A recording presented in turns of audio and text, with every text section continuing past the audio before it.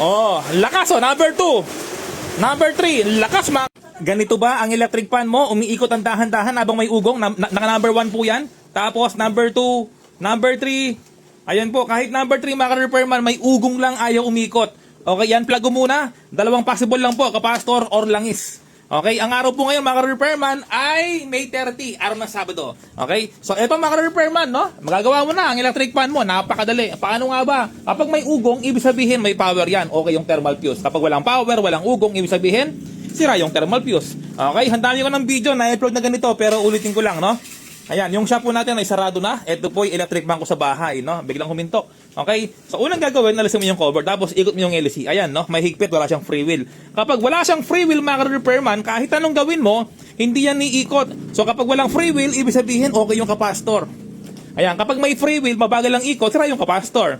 Okay, wala siyang free wheel, kailangan kapag inikot mo, tuloy-tuloy yan, no? Kahit naka-unplug. Wala. Okay, ang gagawin natin, langis lang, mga repairman, no? Walang gastos, kahit piso, biruin mo yun. Oh, alasin natin yung LC, ah. Yan, bili kayo ng langis, mga repairman, no? Kahit bago yung electric fan po ninyo, ay kailangan ng maintenance. Ano nga ba yung maintenance? Langis. Ayan, sa paghugot, ay, maigpit, ah. Mukhang hindi na. Ay, maigpit. Kalkabok.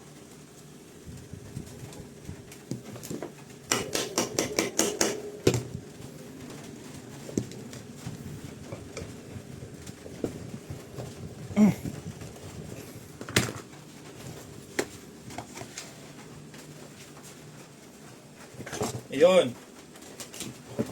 Okay, buksan sa likod. Ayan, yung pungulan, palakas na ng palakas. Ayan, tapos lagyan na langis sa likod. Sa busing. Ayan, so ganyan lang po yung paglagay ng langis, mga repairman, no? Sa likod ng busing. O, tapos sa harap. O, ganyan lang, o. O, tapos ikot-ikutin mo gamit ang plier, no?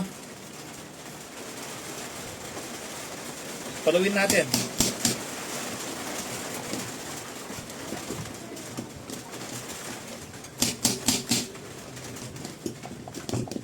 O, tapos kapag ayaw pa rin,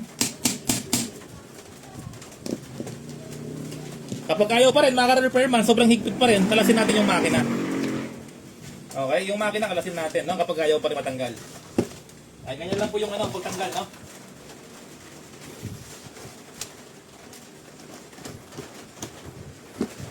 Kahit babae po kayo, alam niyo pong tanggalin to. O, una, alisin mo yung gear swing, yung umiikot. Okay, kapag tanggal na yan, ang sunod na gagawin po ninyo, ayan, lakas ng ulan, no? Ito.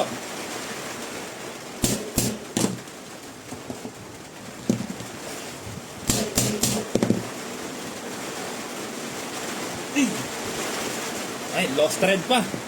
Kapag mahirap tanggal yung tornilyo, kailangan mo lang siyang paluin, no? Gamit tong dulong metal. Tapos kapag natanggal na po yan, eto na, i-manual natin, no? Lagyan mo ng langis dito sa harap, tapos pati sa ilalim, lagyan mo langis. Pati yung mga busing, lagyan mo yung langis sa loob, sa gitna, tapos lagyan mo na langis dito ulit.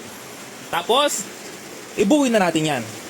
Ito yung sinasabi kong free wheel. Kahit na hindi naka-plug sa outlet or kahit na hindi naka-on, ay gumagana pa rin kapag inikot mo. Ayan ang sinasabi kong free wheel. O, yan o. Yan ang free wheel, mga repairman. Ngayon, buksan natin, ha. Number 1 natin, kung iikot na. Number 1. Yan o. Oh, lakas o. Number 2. Number 3. Lakas, mga repairman. Lumilipad, parang helicopter. Woo!